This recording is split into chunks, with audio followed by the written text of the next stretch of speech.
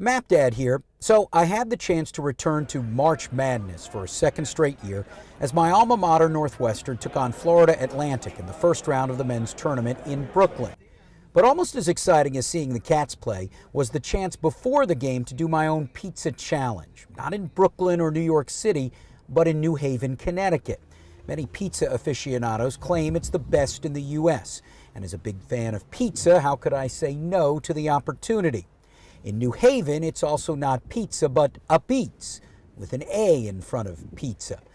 My friend and I hit three main places in the city. We ordered a half cheese, half meatball in each case. The key was to order, pick up, and eat a hot, fresh slice from each place. We started at Modern off State Street, where a large was $23. Then we hit the two other spots just down the block from one another on Worcester Street.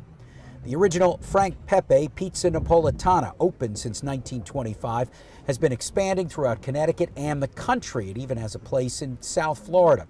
This pie with a distinctive chew in the meatballs, much thicker cut than Modern, $27 for a large pie.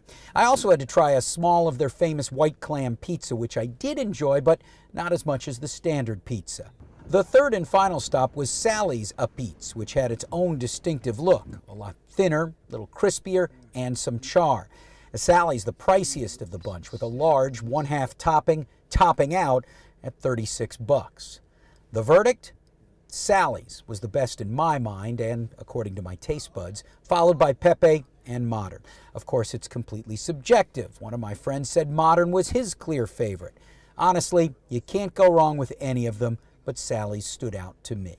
The next morning, after eating all the cold pizza leftovers, it was time to head to New York City for hoops. Now, I'd never been to the Barclays Center, which has a distinctive green roof. Looks like grass on top, but it's called sedum, which allows it to absorb rainwater and sound outside of the building. The game itself inside between the 8-9 seeded teams was a nail-biter. Terrible play in the first half, an exciting second half, and an exciting Northwestern win in overtime. Yes, they got thumped by UConn in the next round, but that I didn't have to see in person. One other note, I flew into Westchester Airport in White Plains on Breeze.